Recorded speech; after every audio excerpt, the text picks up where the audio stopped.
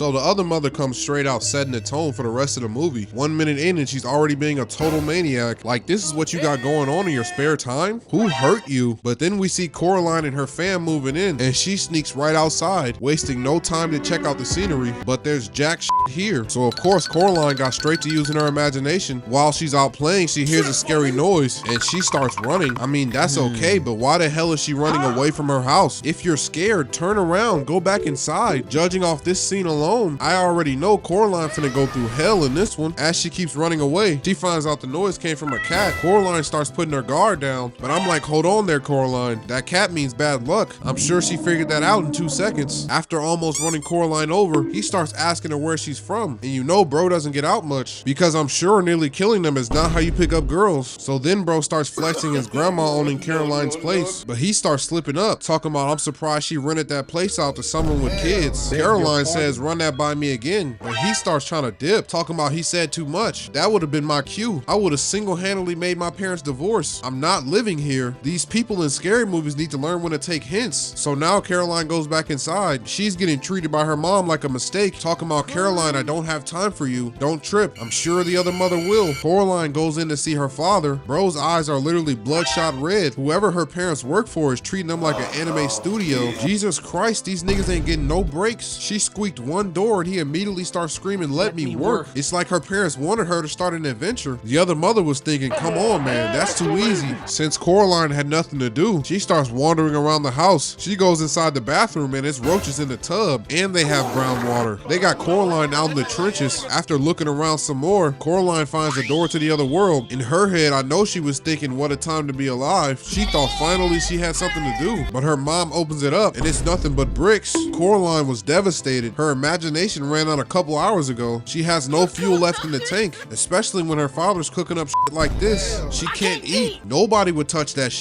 Bro's serving up straight chum bucket number 2s. So Coraline heads to sleep on an empty stomach. She starts hearing noises from under the bed. It turns out to be a mouse, so she starts following it, and judging off how she was just doing them roaches, I assume this mouse is finna be no different. But he goes inside the door. When she opens it up, Coraline sees the portal to the other world and starts thanking Jesus. Finally, she has something to do, but the only reason she went over there is because something actually smelled like food. She didn't know how many more of her father's meals her stomach could take. Your only job is to cook. Do you not realize I have had diarrhea since Easter's?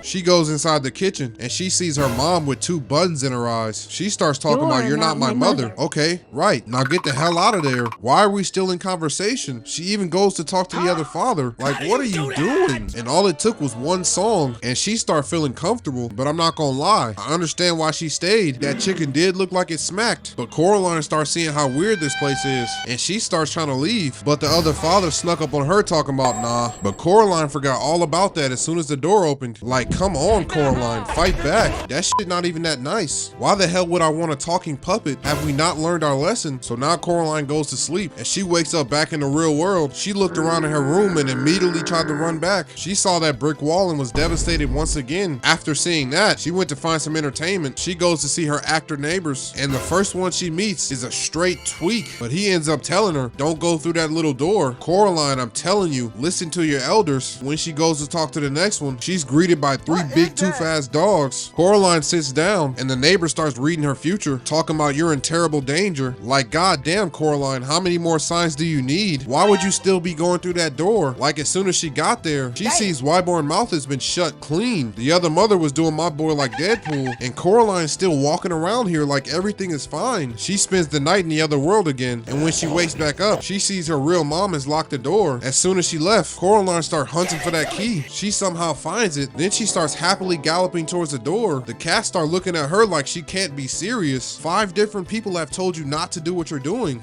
I'm starting to fear that you're not very smart. But once again, I'm not gonna lie, the other mother was straight cooking. I would have been in that house like a thief in the night, stealing every crumb of food, then dipping. Caroline goes outside, and the black cat starts trying to tell her that lady is not your mother. But all Coraline cared about was how much she was getting glazed. The other mother starts saying she can stay here forever, but them eyes gotta go. And now Caroline's talking about she needs to go. Like, come on, Coraline, you're just now realizing this? But this is when I start hitting that 5-finger pose like I was making a seal because Coraline started opening up the other mother's room. I didn't know what to expect. It's pitch black in here. Coraline's better than me. I can barely stay in the room after I turn the lights off. But the other mother was sitting there waiting for her to try something. Coraline starts talking about, I want to go home. Then she says, you're not my mother. That's all the other mother needed to hear. She started crashing out. She drags her by her nose, then locks her in a mirror. But Wyborn comes to save her, and she starts going through the tunnel thinking she got out that jam, only to get back to the real world and see her parents are missing. So now Coraline goes back to the other world to save her parents. I gotta respect it. She's standing on all 10 in the face of death. As she keeps looking for her parents, she finds herself back in the room with the other mother, and you already know she's losing it. Shorty's looking worse and worse by the second. Coraline finds her parents, then she hucks the cat and starts trying to dip. But after getting her eyes clawed out, the other mother goes full tweak, turning into a spider chasing after Coraline. She kicks her, then closed the door. I'm screaming, don't look back. Like the video if you like the wait. It's not over? The other mother sent her hand in to spin for kicks. When Wyborn comes in doing a war cry, the other mother was like, whoa, Wyborn, don't pull out the 9. He starts flying in, grabbing the hand, but he flips over and almost goes down the well. The hand was trying to end his life, but Coraline tries to stop it with a cover. Like, Coraline, there's rocks all around you. What are you doing? But Wyborn grabbed the rock and smashed the hand. They dropped the key down the well and finished the job. Like the video if you like the video. Comment down below the scariest part of the movie. Appreciate y'all. I'm out. Be the richest, I waited longer than everybody.